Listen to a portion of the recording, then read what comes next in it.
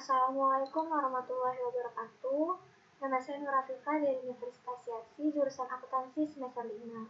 Di video kali ini atau topik keempat, saya akan membahas mengenai buku besar pembantu dan membuat buku besar pembantu ke dalam Microsoft Excel.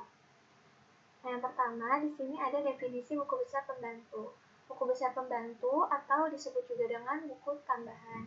Buku pembantu ini menyediakan rekening-rekening buku besar yang membutuhkan perincian, tetapi tidak semua rekening dalam buku besar itu dibuatkan ke dalam buku pembantu. Nah, sebagai contohnya itu ada piutang dagang, hutang dagang, dan persediaan barang dagang. Nah, dari buku pembantu ini kita dapat menyusun daftar mengenai rekening yang bersangkutan pada setiap tanggal yang dikehendaki. Nah, biasanya itu akhir bulan atau akhir tahun. Kemudian ada juga fungsi buku besar pembantu. Nah, fungsi buku besar pembantu di dalam sebuah perusahaan itu ada 4. Itu yang pertama, karena buku besar pembantu ini mencatat secara rinci, maka buku besar pembantu ini akan memudahkan kita dalam proses penyusunan laporan keuangan. Kemudian yang kedua, sebagai pembanding dalam ketelitian pencatatan buku besar umum, karena dalam buku pembantu ini berisi detail rincian dari saldo-saldo pada buku besar umum. Nah, yang ketiga, bisa terjadi pembagian tugas dalam pengerjaan laporan akuntansi keuangan sebuah perusahaan. Nah, yang terakhir, mempermudah dalam pencarian informasi mengenai jumlah akun dari pihak-pihak yang terkait. Nah, jenis buku besar pembantu itu ada 2, ada buku besar pembantu utang dan buku besar pembantu piutang. Kalau buku besar pembantu utang itu berisi kumpulan catatan transaksi utang yang diberikan kepada perusahaan. Nah, buku besar pembantu utang juga mencatat perubahan jumlah dan nominal kepada kreditur. Di dalam buku besar pembantu utang ini akan terlihat informasi jelas mengenai siapa kreditur pemberi utang, nominal, serta cara pembayarannya sekali saja dalam tempo tertentu atau berkala. Nah, kemudian ada buku besar pembantu piutang. Di dalam buku besar pembantu piutang ini, kebalikannya dari buku besar pembantu utang, yaitu berisi kumpulan piutang atau tagihan dari langganan kredit. Di buku ini juga mencatat rincian data debitur, nominal tagihan, dan cara pembayaran secara kredit dilakukan setiap tanggal berapanya. Nah, untuk membuat buku besar pembantu itu ke dalam Excel ada 2 cara atau 2 format. Yang pertama itu menggunakan format table, ini secara otomatis. Kemudian yang kedua ada membuat buku besar pembantu dalam format advanced filter. Kalau dia itu setengah otomatis, setengah juga manual. Nah, habis dari kita membuat buku besar pembantu, kita akan melanjutkan membuat neraca saldo sebelum penyesuaian. Jenis neraca saldo yang belum disesuaikan adalah daftar saldo yang disusun pasca seluruh transaksi diposting ke dalam buku besar. Berbagai saldo aktif di dalam buku besar ini selanjutnya akan dipindahkan ke daftar saldo. Neraca saldo yang belum disesuaikan nantinya akan disiapkan untuk menentukan apakah terdapat kesalahan dalam posting debit dan juga kredit ke buku besar. Dengan adanya daftar saldo yang belum disesuaikan, akan lebih memudahkan kita untuk menemukan kesalahan dan segera bisa memperbaikinya. Nah, langsung aja saya praktikkan ke dalam Microsoft Excel, membuat buku besar pembantu dan juga melanjutkan ke neraca saldo sebelum penyesuaian. Nah, langsung aja saya praktikkan ke dalam Microsoft Excel. Di sini saya udah buat sheet buku besar pembantu pivot table, advance, dan juga neraca saldo. Dan juga saya udah membuat nama perusahaan, buku besar pembantu, dan periodenya. Nah, dalam pembuatan buku besar pembantu ini, kita akan menggunakan sheet dari kode bantu. Nah, sebelumnya saya udah kasih nama untuk kode, saya kasih nama kode bantu. Dan juga untuk kode sampai saldo awal, ini keseluruhan, saya kasih namanya itu daftar bantu.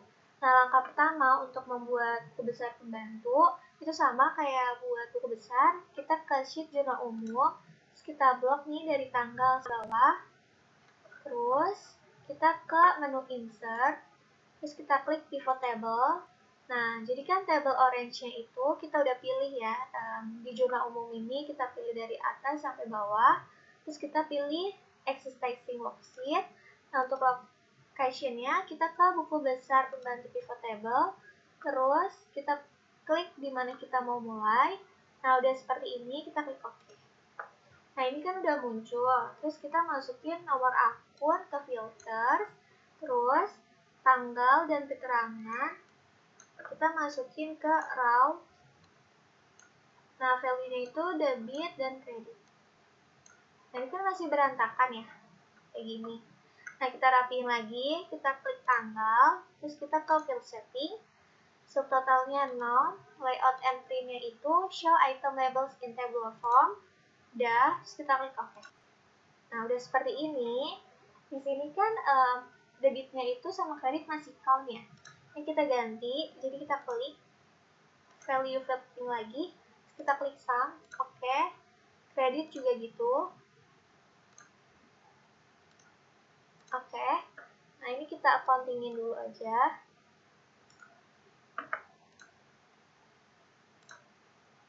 Kita atur, nah udah seperti ini. Di sini kita ganti jadi tanggal.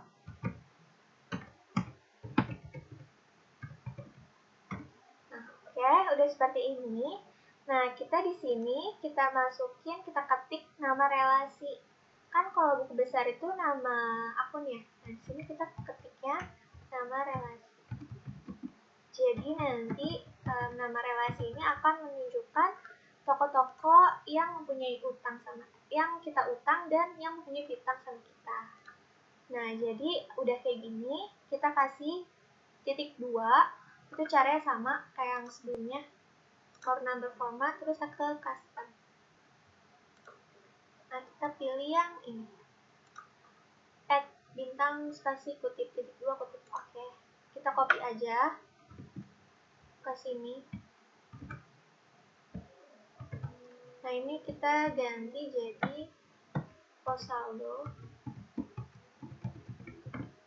Ini kita ganti jadi saldo awal.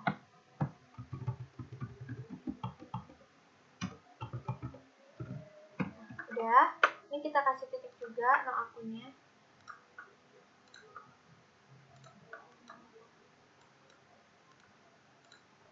Nah, udah kayak gini, untuk nama relasi, pos saldo, dan saldo awal, kita isi dengan rumus lookup. Langsung aja. Lookup. Lookup value-nya itu yang all. Pilih 2. Nah, table array-nya itu yang daftar bantu. Yang udah kita namain. Call index-nya itu karena nama tokonya itu nomor 2, jadi kita nomor 2 dan false. Oke. Nah, ini kita copy aja. Pos saldo dan saldo awal. Nah, di sini pos saldo kita ganti ya. Ininya masih sama. Terus, tapi dia call index-nya itu nomor 3. Dan untuk saldo awal, ininya masih sama yang all. Terus call index number-nya itu dia itu saldo awal ada di kolom nomor 4. Enter. Nah, udah seperti ini, kita langsung bisa milih nama piutangnya. Jadi di sini kita pilih dulu, kita coba dulu tampilin yang saldo positif atau debit. Jadi kita pilih yang piutang P001. Oke.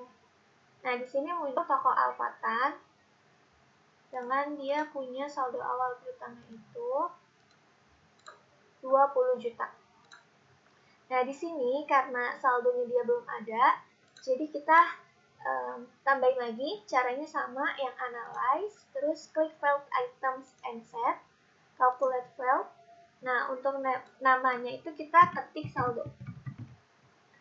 Formulanya itu kita masukin debit, dikurang, kredit, modify, oke. Nah, ini kan belum muncul ya. Jadi kita langsung ke sini aja, kita klik saldo. Oke, nah jadi dia muncul kan. Jadi toko Alfatan itu saldonya 10 juta. Nah, udah kayak gini, kita coba copy dan kita tampilin yang saldo negatif atau kredit. Jadi kita copy aja. Kita paste. Nah, kita ganti yang kredit ya, atau utang. Jadi kita pilih U002. Oke. Nah, di sini langsung keganti jadi PT Sandal Perkasa dengan saldo awalnya itu 55 juta dan utang. Nah, di sini kan dia itu saldo awalnya itu kan kredit ya. Nah, seharusnya itu tuh yang kredit itu yang ini, yang pembayaran utang, karena utang dia berkurang. Nah, jadi ini kita ganti aja dan supaya tandanya itu berubah jadi buka kurung. Jadi kita pilih ini yang di number, terus kita pilih more number format. Terus kita klik custom. Nah, kita pilih yang ini. Masih sama kayak yang bikin buku besar. Ini yang pakai yang buka kurung RP. Seperti ini. Ya, oke. Nah, di sini udah muncul ya. Jadi PT Sandal Perkasa itu utangnya itu 40 juta dengan saldo awal 50 juta. Nah, udah membuat buku besar pembantu pivot table, kita bikin buku besar pembantu advance. Nah, sebelumnya saya udah bikin format seperti ini. Tinggal kita copy dari buku besar, terus kita ganti di sini jadi nama relasi. Nah, langsung aja. Untuk mengisi nomor akun, itu kita pakai data validation. Nah, kita ke menu data, terus kita klik data validation. Nah, allow-nya kita ganti list, uncheck list ignore blank. Nah, untuk source-nya kita bisa lihat dari sini, menu formula. Terus kita klik nih, use in formula. Nah, kita bisa lihat nih nama-nama yang kita udah bikin. Nah, kalau ini kode bantu ya, piutang dan utang. Jadi kita pilihnya kode bantu. Udah kayak gini, oke. Nah, untuk nama relasi, saldo awal itu pakai yang rumus lookup lagi. Langsung aja. Lookup. Lookup value-nya ini. Terus table array-nya daftar bantu. Terus kalau indeksnya 2, false. Oke, kita copy. Paste. Nah, ini kita ganti lagi. Ini masih sama ya. Cuman dia call index number-nya nomor 3, saldo. Nah, untuk saldo awalnya, lookup value-nya masih sama. Kode bantunya, call index-nya dia nomor 4. Oke, nah kita coba tampilin yang saldo positif atau debit. P001, toko Alfatan. Kalau saldo piutang, saldo awalnya itu 20 juta. Kita ubah lagi, accounting. Nah, udah. Nah, untuk mengisi tanggal, keterangan, no akun, debit, dan kredit itu kita menggunakan advance filter. Caranya kita blok dulu nih, sampai kredit. Terus kita ke data, terus kita klik advance. Oke.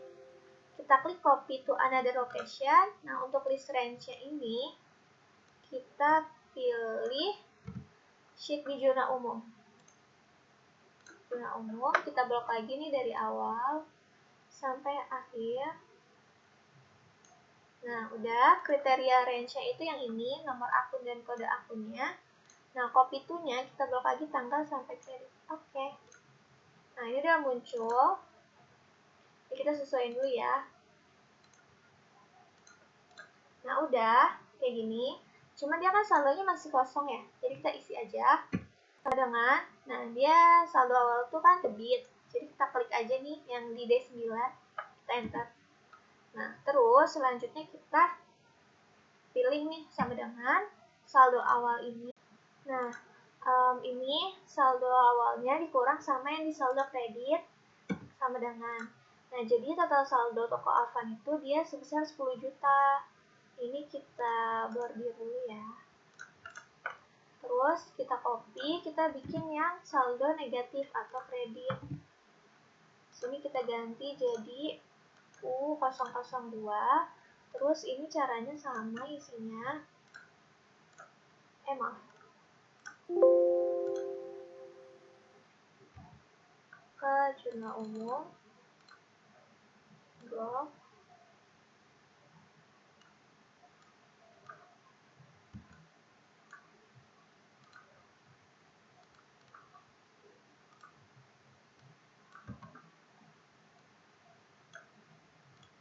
Nah, ini kan udah muncul ya. Yang apa namanya? Yang utang. Nah, ini kita tengah dulu ya. Nah, untuk saldonya kita sama dengan kita klik yang di kredit, enter. Nah, terus selanjutnya ini saldo awal kita kurang sama yang di debit. Nah, jadi dia itu sisa 40 juta. Nah, untuk buku besar pembantu expense filter udah seperti ini. Terus selanjutnya kita akan membuat neraca saldo. Nah, untuk membuat neraca saldo ini sama caranya kayak buku besar expense pivotable. Jadi kita ke sheet jurnal umum dulu. Terus ini udah saya blok. Kita ke menu insert, terus ke klik pivotable. Nah, jadi kan tabelnya udah ke jurnal umum, udah ke blok, terus kita pilih exercising worksheet. Nah, location-nya itu kita pilih yang di neraca saldo. Kita pilih dari A7. Oke. Nah, untuk neraca saldo ini kita hanya perlu masukin nomor akun ke rows, nama akun ke rows, dan juga saldonya ke value. Nah, ini kan masih berantakan. Kita atur lagi. Subtotalnya non, layout and printnya show item label in tabular form. Oke. Nah, ini kita accountingin dulu ya. Nah, udah seperti ini. Nah, untuk neraca saldo ini kita hanya perlu tampilin aset-asetnya aja, akun-akunnya aja. Kayak akun aset, terus utang, pendapatan, beban, modal. Nah, jadi yang toko-toko ini yang ada di kode bantu ini kita hide-in dulu biar nanti hasilnya juga neraca saldo itu 0. Kalau misalkan nggak 0 itu berarti kita ada salah yang kita bikin tuh salah gitu. Jadi ini kita unchecklist ya, yang P-nya sama utangnya udah oke. Nah, jadi aset, kemudian utang, modal, pendapatan, dan beban. Nah, terus kita bikin kolom debit dan kreditnya. Debit, kredit. Kita atur dulu.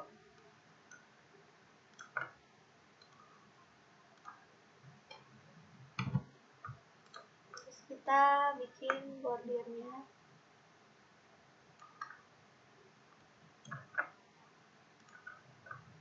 Kita kasih warna juga biar sama.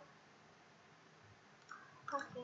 Nah, untuk mengisi debit sama kredit ini, kita caranya gini. Ini kan aset itu ada di C8 ya. Jadi kita ketik sama dengan C8. Nah, kita bisa langsung tarik aja nih sampai bawah. Sampai beban lain-lain. Nah, ini kan masih debit semua ya. Seharusnya kan utang sama pendapatan itu di kredit. Jadi kita pindahin. Mulai dari akumulasi penyusutan kendaraan, akumulasi penyusutan peralatan kantor, sampai dengan pendapatan lain-lain. Kita hapus dulu. Ctrl, terus kita klik.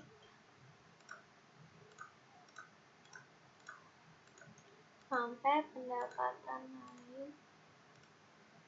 Kita hapus. Nah, udah. Terus, kita isi yang di kredit, yaitu C19. Sama dengan C19. Terus, peralatan kan enggak ya. Terus aku masuk penyusutan peralatan kantor, sama dengan C21. Nah, ini bisa kita langsung tarik lagi sampai dengan pendapatan lainnya. Nah, udah. Kita nggak perlu bikin saldonya nih di sini. Nanti kita hapus. Tapi sebelum itu kita coba jumlahin dulu ya. Pakai rumus sum. Terus kita blok dari atas sampai bawah.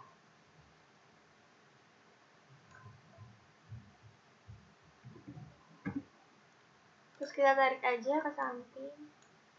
Nah, kemudian di sini kan kita nggak perlu nih kolom sum saldo, jadi kita hapus. Tapi kalau kita hapus dia bakal kayak gini. Kenapa? Karena kan kita pakai dari yang kolom sini ya, kolom saldo. Jadi kita harus mengubahnya dulu. Nah, caranya itu kita blok dulu nih semuanya, yang ini debit dan kreditnya. Terus kita CTRL, C, Alt, kemudian klik terus S. Nah, terus kita pilih yang value. Oke. Nah, dia langsung berubah kan? Tuh angkanya jadi muncul angka.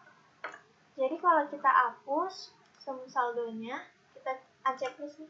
Tuh dia masih tetap ada. Jadi ini kita hapus aja ya. Nah, udah deh.